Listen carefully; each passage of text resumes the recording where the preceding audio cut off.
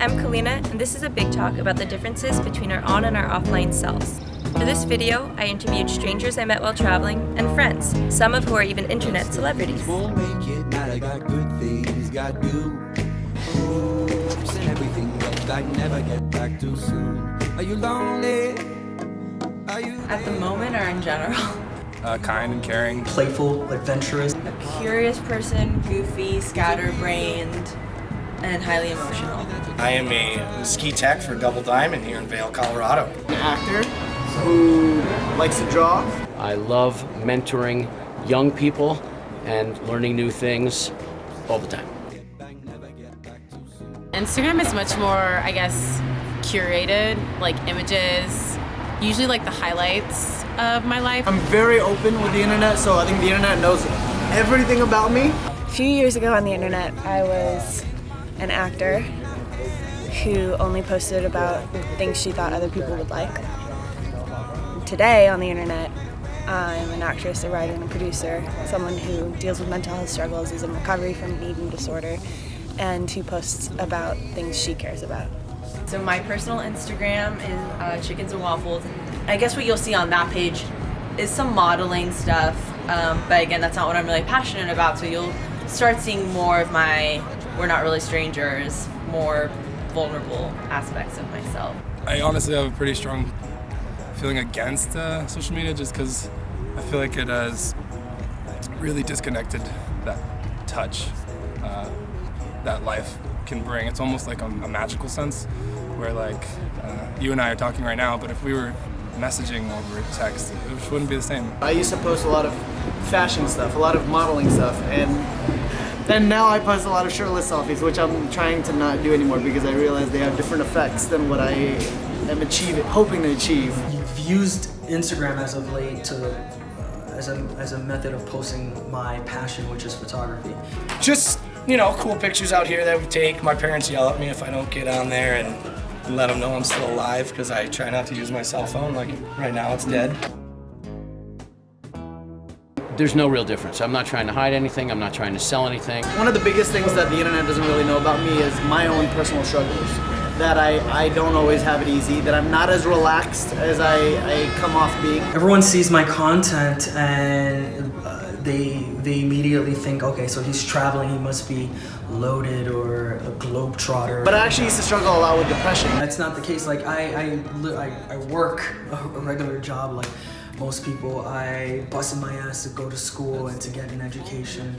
I love to write. Like right before I moved to LA, when Instagram kind of became more of a thing, and then especially like now being on the show, like just seeing what people say online, or like people say, I heard from someone else that you're like this, or even like meeting someone new and they'll say, oh, I've seen you online before, oh, I've heard about you before, and you're like way nicer than I thought. I think because my work involves human connection, maybe people perceive me as being more confident and sure of myself. In reality, I get very shy and intimidated by people constantly. Like even if it's my meditation teacher, I get intimidated to ask them a question or have a conversation with them because I put them up on this pedestal, which I talk about not doing, but I do it myself. No one's gonna put their problems or their struggles online, so I don't think people should be comparing themselves to people they see online because everyone's putting their highlight reel. I feel like I've gotten to see people who have huge Instagram followings or people who are their life is just working for Instagram and posting. I realize some of them are super normal and super nice, and some of them are also not very happy, and some of them don't look like who they portray themselves to be, so it's very different. I think for me, social media is this incredible tool. I'm so grateful for it. Make sure you're using it and it's not using you. Go to work without your cell phone, we'll be out here, let's say on Saturday we had a foot of fresh powder, and instead of out there skiing, they're out there on their phones taking pictures of it. It's kind of goofy. I don't get as much fulfillment getting 2,000 likes on a bikini picture I would post back in the day on Chickens and Waffles. That didn't give me any fulfillment.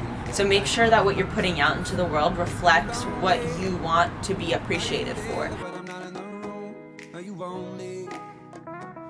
I lived a long time very unhappy.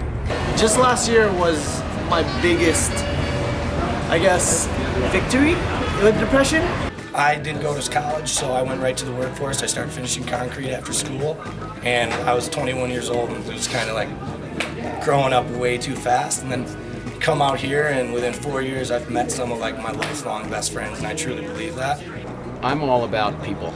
That is really how I experience happiness and love. Time goes on, you want to take advantage of the opportunities to hang out with your friends and family and do fun things outside